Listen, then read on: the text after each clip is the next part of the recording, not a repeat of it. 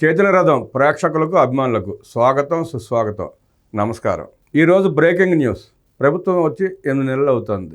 జగన్ రెడ్డి ప్రభుత్వం ఏర్పడిన నెల రోజుల నుంచే రెడ్ బుక్ రాజ్యాంగం అంటూ తను ఏదైతే నారా లోకేష్ గారి పాదయాత్రలో జరుగుతున్న అక్రమాలు, చేసిన అక్రమాలు, అన్యాయాలు, దుర్మార్గాలు, దోపిడీల మీద ఆయన ఒక రెడ్ బుక్ అంటూ కొంతమంది నేతలు అంటే కబ్జాకోరులు, దోపిడీదారులు, వ్యవస్థలను అడ్డం పెట్టుకుని దోచుకున్న తీరు మీద వారి పేర్లు రాసుకుంటూ ఈ రెడ్ బుక్లో వీళ్ళ పేర్లు నేను రాసుకుంటున్నాను, మన ప్రభుత్వం వచ్చిన తర్వాత రాజ్యాంగబద్ధంగా తప్పనిసరిగా వాళ్ళ మీద చర్యలు తీసుకుంటానని చెప్పి ఆ రోజు యువతకి, ప్రజలకి, పార్టీ శ్రేణులకి హామీ ఇవ్వడం జరిగింది. అలాగే అధికారులు ఎవరైతే అమ్ముడిపోయిన అధికారులు ఉన్నారో, దోపిడీదారులకి, అసాంఘిక శక్తులకు అమ్ముడిపోయిన అధికారులు ఉన్నారో వారి మీద కూడా కఠిన చర్యలు తీసుకుంటాం, అది రాజ్యాంగబద్ధంగా అని చెప్పి ఆయన స్పష్టంగా చెప్పడం జరిగింది. ఆ రెడ్ బుక్ను పట్టుకొని జగన్ రెడ్డి అండుకో ఎలా మాట్లాడారో మనం ఈ 7 నెలల నుంచి చూస్తూనే ఉన్నాం. అంటే సజ్జల రామకృష్ణారెడ్డి అటవీ భూములను దోచుకున్నా, పెద్దిరెడ్డి రామచంద్రారెడ్డి అటవీ భూములు దోచుకున్నా, వనరులు దోచుకున్నా, మైనింగ్ని దోచుకున్నా మాట్లాడకూడదు. మిథున్ రెడ్డి అబ్కారీని అడ్డం పెట్టుకొని మద్యం ఎలా దోచుకున్నాడో మనం చూసాం, వార్తలు వస్తున్నాయి. చీప్ లిక్కర్ ప్రవేశపెట్టి ప్రభుత్వానికి రావాల్సిన రెవెన్యూని రానివ్వకుండా తన మందిని ఆ షాపులో నియమించుకొని అడ్డగోలుగా దోచుకున్నారు. దాని మీద కూడా కేసు పెట్టకూడదు. కేసు పెడితే అది రెడ్ బుక్ రాజ్యాంగం అంట. అలాగే తెలుగుదేశం పార్టీ శ్రేణులు ప్రభుత్వం వచ్చిన కాంచి వల్లభనేని అరెస్ట్, కొడాలి నాని అరెస్ట్ చేయలేదు. వాళ్ళు చేసిన దుర్మార్గాలు అన్నీ కావు. వాళ్ళు మాట్లాడిన తీరు అభ్యంతరకరంగా ఉండటం వాస్తవమే. కానీ ప్రభుత్వం మీద చాలా ఆగ్రహావేశాలు వ్యక్తం చేస్తున్నారు తెలుగుదేశం పార్టీ శ్రేణులు. ఆ ఇద్దరు దుర్మార్గులను ఎందుకు అరెస్ట్ చేయరు అన్న కోపం, కసి రగిలిపోతూ ఉంది. కానీ ప్రభుత్వానికి కక్ష సాధింపు చర్య తీసుకునే ఉద్దేశం లేదు.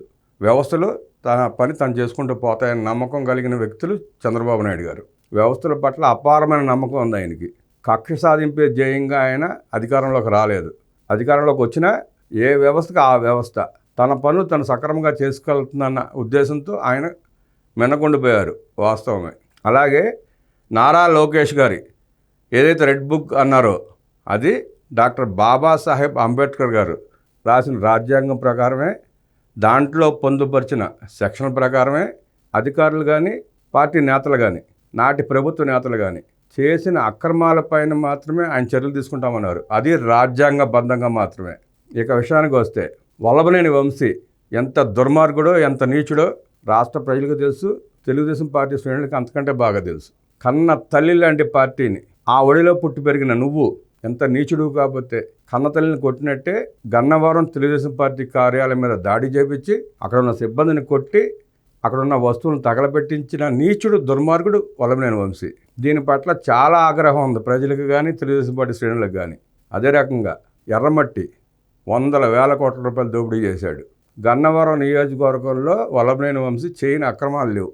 అనేక కేసులు పెండింగ్ ఉన్నాయి. గన్నవరం తెలుగుదేశం పార్టీ కార్యాలయం మీద దాడి కేసులో సుప్రీంకోర్టు దాకపోయి కొంచెం రిలీఫ్ తెచ్చుకున్నాడు. అక్కడ సుమారుగా 80 మందికి శిక్షలు పడే అవకాశం ఉంది. ఆ జరిగిన సంఘటనలు సీసీ కెమెరాలు రికార్డే ఉన్నాయి, సాక్షులు ఉన్నాయి, ప్రత్యక్ష సాక్షులు ఉన్నారు. ఆ కేసు నుంచి బయటపడలే ఉన్న ఉద్దేశంతో ఆ కార్యాలయంలో పనిచేస్తున్న సత్యవర్ధన్ ఆ రోజు కార్యాలయాన్ని తగలబెట్టడమే కాకుండా తనని వ్యక్తిగతంగా కులం పేరు దూషించారని చెప్పి ఆయన ST/SC కేసు పెట్టారు. ఆ కేసు చాలా బలంగా ఉంది, సాక్ష్యాలు కూడా అంతే బలంగా ఉన్నాయి. ఈ నేపథ్యంలో ఈ కేసు నుండి తప్పించుకోలేమన్న భయంతో సత్యవర్ధన్ కిడ్నాప్ చేసి కుటుంబ సభ్యులను బెదిరించి అతనితో సెల్ఫీ వీడియో చేపించి కేసు నేను పెట్టలేదు, నాడు పోలీసులు ప్రభుత్వం నా చేత బలవంతంగా కేసు పెట్టించుదని చెప్పి ఒక స్టేట్మెంట్ ఇప్పించాడు. అందరం ఆశ్చర్యపోయాం. సత్యవర్ధన్ ఏంటి ఇలా ప్రవర్తించడం ఏంటి, వెనకడుగు వేయటం ఏంటి. కరడు కట్టిన టీడీపీ కార్యకర్త అతను. తెలుగుదేశం పార్టీతో చాలా అవినాభావ సంబంధం ఉంది అతనికి. అంత మంచి అనుబంధం ఉంది ఆ పార్టీ కార్యాలయంతో. సత్యవర్ధన్కి మంచి అనుబంధం ఉంది. సడన్గా మేజిస్ట్రేట్ దగ్గరికి వెళ్ళి ఆ సెల్ఫీ వీడియో సమర్పించి పోలీసులు బలవంతం చేయబట్టి నేను ఆ రోజు కేసు పెట్టాను, లేకపోతే పెట్టేవాడిని కాదు అని అన్నాడు తను. ఆ అయోమం నుండి బయటకు వచ్చే లోపే నిన్న తనే మళ్ళీ రియలైజ్ అయ్యి వల్లభనేని వంశీ తన ప్రధాన అనుచరుల చేత నన్ను కిడ్నాప్ చేయించి సెల్ఫీ వీడియో చేయించి నా కుటుంబ సభ్యుల్ని బెదిరించాడు, ప్రాణభయంతో నేను అలా చెప్పాల్సి వచ్చిందని చెప్పి మళ్ళీ కేసు పెట్టాడు అతను. అనేక కేసులు పెండింగ్ ఉన్న వల్లభనేని వంశీ పారిపోయి హైదరాబాద్లో అక్కడక్కడ దాక్కుని తిరుగుతున్న నేపథ్యం.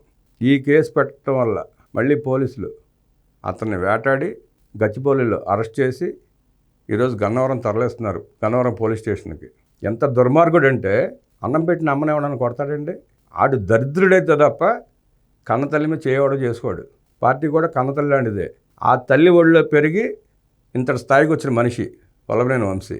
తల్లి పాలు తాగి రమ్ము గుద్దిన చందాన ఆ తల్లి ఒడిలో పెరిగి ఈ స్థాయికి వచ్చి ఎంపీ అయ్యి ఎమ్మెల్యే అయ్యి ఆ కార్యాలయాన్ని తగలపెట్టించిన నీచుడు, దుర్మార్గుడు.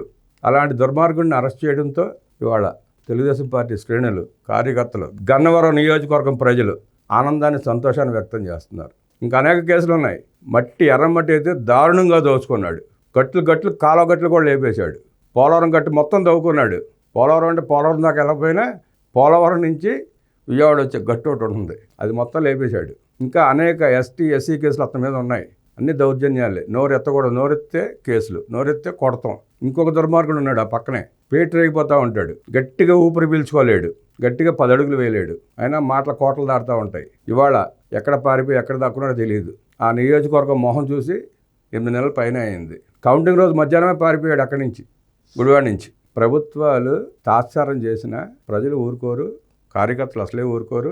వ్యవస్థల్ని వాటి పని వాటిని చేసుకొనిస్తే అద్భుతంగా పనితీరు కనబరుస్తాయి. కూటమి పాలనలో ఏ వ్యవస్థ కూడా కింద జగన్ రెడ్డి పాలనలో లాగా కట్టివేయబడలేదు, తొక్కువేయబడలేదు.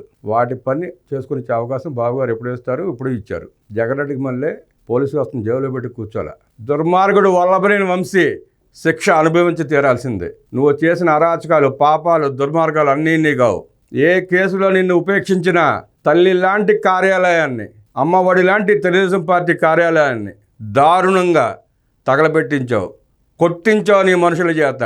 అంతకు ముందు దాకా ఆ కార్యాలయంలో సిబ్బంది అంతా నీకు తెలిసిన వాళ్లే, నీ దగ్గర పనిచేసిన వాళ్లే. నువ్వు టీడీపీ ఎమ్మెల్యే అని చెప్పి నీ మీద అపరిమితమైన అభిమానాన్ని కురిపించిన వాళ్లే. ఆ వాళ్ళను కూడా నువ్వు కొట్టించావు. అంతటి దుర్మార్గుడు నువ్వు. చట్టాన్ని నుంచి ఎవడో తప్పించుకోలేడు. లేట్ అయితే అవ్వచ్చు, కొన్ని వ్యవస్థలను అడ్డం పెట్టుకుని మేనేజ్ చేసుకునే అవకాశం ఉంటే ఉండొచ్చు, కానీ తప్పించుకోవడం మాత్రం కష్టం, సాధ్యం కాదు.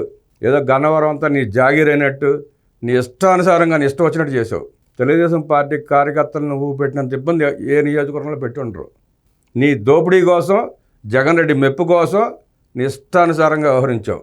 ఎవడు తప్పించుకున్నా నువ్వు, నీ బక్కమిత్రుడు, మీ ఇద్దరు తప్పించుకోలేరు.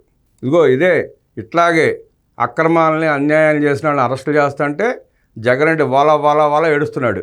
రెడ్ బుక్ రాజ్యాంగం అని. జగన్ రెడ్డి అది రెడ్ బుక్ రాజ్యాంగం కాదు, డాక్టర్ బాబాసాహెబ్ అంబేద్కర్ గారు రాసిన రాజ్యాంగం. ఆ రాజ్యాంగంలో ఉన్న సెక్షన్ల ప్రకారమే రెడ్ బుక్ ఉంటుంది, దాన్ని అనుసరించే ఉంటుంది. కాకపోతే మనం ఎట్లయితే డైరీ రాసుకుంటామో మర్చిపోతాం. కాబట్టి నారా లోకేష్ గారు మీ దుర్మార్గుల పేర్లు, మీ అవినీతి అధికారుల పేర్లు దాంట్లో రాసుకున్నారు అంతే, డైరీలో రాసుకున్నట్టు. 1, 2, 3, 4 అయితే గుర్తుంటాయి.